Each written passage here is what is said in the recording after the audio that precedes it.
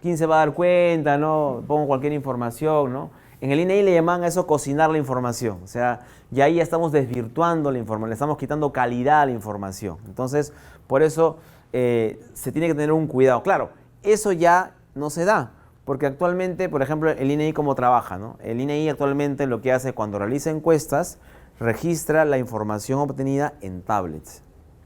Y todos los datos que almacenan las tablets luego se procesan de manera más automática, se graban en un archivo y ya se evita el tema ya de la digitación. Entonces, de manera más rápida, ¿no? Se puede en este caso no solamente elaborar un cuestionario, si fuera el caso, ¿no? Sino que usando la tecnología también ya se puede procesar más rápido la información, de tal manera que se evitan los errores manuales provocados por una digitación masiva, ¿no? Porque imagínate, antes, ¿no?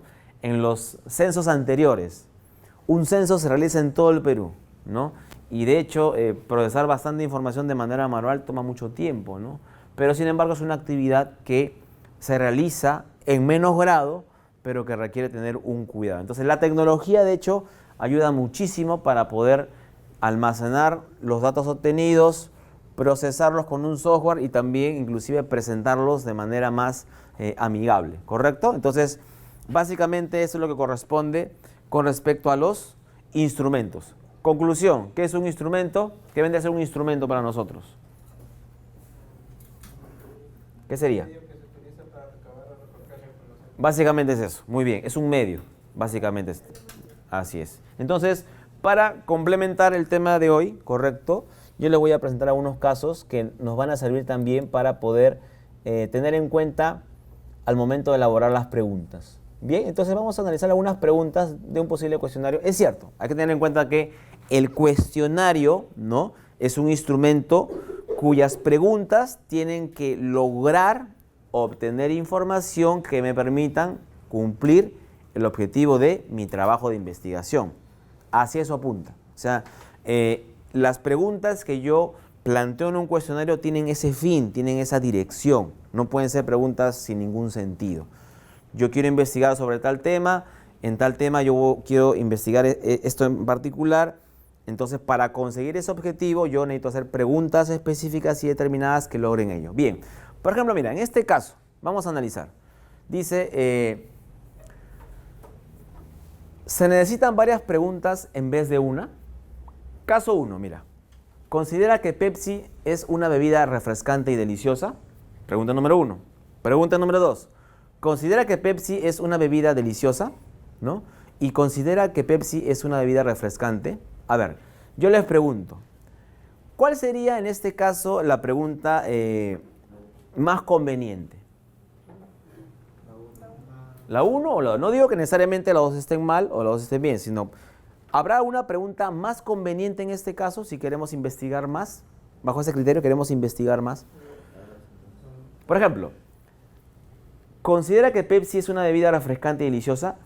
Para analizar una pregunta también es importante analizar las posibles respuestas. Por ejemplo, ¿qué pasa si, por ejemplo, las respuestas de la pregunta 1 son sí o no? Por ejemplo, ¿no? ¿Considera que Pepsi es una bebida refrescante y deliciosa? Y si yo respondo no, con ese no, ¿qué información tienes? Ese no, ¿qué te diría? Si a la pregunta 1 la respuesta fuese no, ¿qué te diría ahí? ¿Qué es lo que tú puedes rescatar cuando la respuesta es no?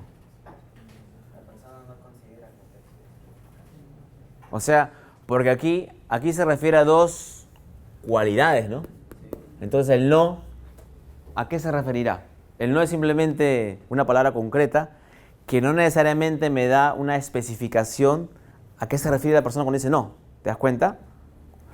La reacción está correcta en el sentido que no hay falla ortográfica, nada, pero sin embargo, vamos a lo que yo consigo. Ahora, la pregunta 2, por ejemplo, ¿considera que Pepsi es una bebida deliciosa y considera que Pepsi es una bebida refrescante? ¿Cuál es la diferencia entre la 2 y la 1? ¿Cuál sería la diferencia que encuentras? En la pregunta 2, ¿qué hay de particular? Ya, correcto. Y a ver dos respuestas, ¿qué conseguirías con ello? Más información, ya.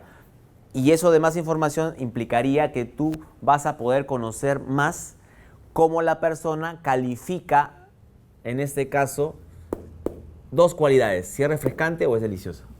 Al hacer las dos preguntas, tienes más información específica. Porque en la primera, si responden sí, no hay problema. Pero cuando responden no, como que no está tan claro. ¿Te das cuenta? Entonces, en algunos casos, correcto, dependiendo de la investigación, sí se necesitarán varias preguntas en vez de una. No es que lo pongas como pregunta 2.1 y 2.2, porque como hacen referencia a cualidades de la gaseosa, a veces se pueden unir esas preguntas. ¿Te das cuenta? O sea, lo que te quiero explicar con este ejemplo es la importancia de que tú puedas identificar qué información vas a obtener. Por eso, no solamente es enfocarte en la pregunta, sino también en las posibles respuestas. ¿Correcto? No sé si está clara la idea. ¿Correcto? Esa es la idea. O sea, en tu cuestionario que vas a elaborar, debes tener en cuenta eso, que hay preguntas que a veces uno redacta, pero son muy generales, no son tan específicas, y cuando te responden, uno como que trata de imaginar, pero no, ¿a qué se refiere? Si llegan esas preguntas es porque hay que ser más específico, ¿correcto? Y replantear la pregunta. O sea, el inicio en la elaboración de una pregunta puede empezar por plantear una pregunta como la 1, pero luego lo vamos mejorando. ¿Cómo lo mejoramos? Cuando vamos planteando las posibles respuestas y cuando en el grupo lo vamos discutiendo. Esa es la idea. O sea, ustedes mismos, en su trabajo de investigación es importante que también lo discutan.